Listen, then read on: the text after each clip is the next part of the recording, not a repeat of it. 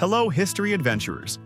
It's me, Ramuel, your trusty guide through the wild, wacky, and sometimes super serious past. Today, we're diving headfirst into the action-packed era of 110 AD to 130 AD. We'll meet emperors who decided they had enough conquering, explore mighty empires, and learn about a super brave bishop who stood strong in his faith. Our story begins with a true legend, a man who had a direct link to the apostles themselves, Polycarp of Smyrna. Born around 69 AD in what's now modern-day Turkey, he was a student of the Apostle John. Think about that. He literally learned from someone who walked and talked with Jesus. That makes him pretty much a first-hand source for the teachings of Jesus. For most of his long life, he served as the respected bishop of Smyrna, a major Christian city. He was also a good friend of Ignatius of Antioch, another famous bishop and martyr, who we talked about in the last lesson. When Ignatius was on his way to be executed in Rome around 107 AD, he wrote a heartfelt letter to Polycarp, giving him advice and encouragement. Even though Polycarp's own heroic martyrdom happened later, around 147 AD, his wisdom and leadership were vital during our 110 to 130 AD timeframe, making him a true spiritual rock star of the early church. While Polycarp was a spiritual giant, the Roman Empire was under the command of one of its most fascinating emperors, Hadrian. He reigned from 117 till 138 AD. Hadrian was very different from his predecessor, the conquering hero Trajan.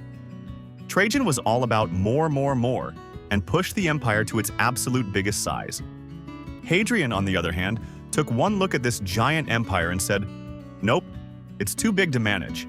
We're done expanding." His new strategy was consolidation, which means he focused on strengthening and protecting the borders they already had. It was like deciding your house is big enough and now you need to fix the roof and paint the walls. Hadrian was a super busy guy. He traveled more than almost any other emperor, visiting nearly every province to check on the army and inspect the frontiers. He wanted to see everything with his own eyes. His most famous project perfectly shows his new strategy, Hadrian's Wall in northern Britain. Starting around 122 AD, this massive stone wall, which stretched from coast to coast, was built to be the official northern border of the Roman Empire. It wasn't just a wall, it was a symbol that said, "This is as far as we're going. Don't even try it, barbarians." Hadrian's reign also saw a huge boost in art, architecture, and culture, as he was a huge fan of Greek philosophy and architecture, commissioning many beautiful buildings and temples. He even designed some of them himself, like the Pantheon in Rome. Meanwhile, across the globe, the Eastern Han Dynasty in China was a total behind-the-scenes drama show. While the Roman Empire was at its most stable, the Chinese court was anything but. The emperor, An, reigned from 106 to 125 AD, was young, and the real power was in the hands of powerful court officials. The most influential were the eunuchs, who were basically palace servants, but because they couldn't have families, they were seen as more loyal to the emperor, or so people thought. These eunuchs and powerful families constantly schemed and fought for control, causing a lot of political instability and corruption. It was like a constant power struggle in the emperor's living room. This internal weakness started to show the first major cracks in the mighty Han Dynasty. Still, the Han Dynasty was a massive force on the world stage. Generals like Ban Yang were still busy patrolling the Silk Road, making sure it was safe for merchants to travel and trade.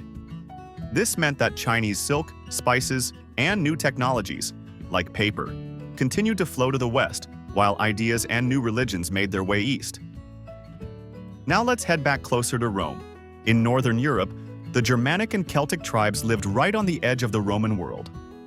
While new borders, like Hadrian's Wall, meant fewer full-scale wars with Rome, the tribes still had regular contact through trade and occasional border skirmishes. They continued to develop their own unique cultures, independent from the Roman Empire. Now let's head back east and jump over China and land in Japan.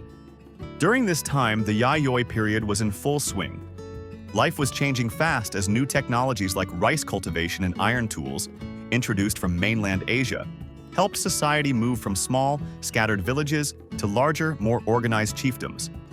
These chiefdoms were the first steps toward the eventual unification of Japan. So there you have it.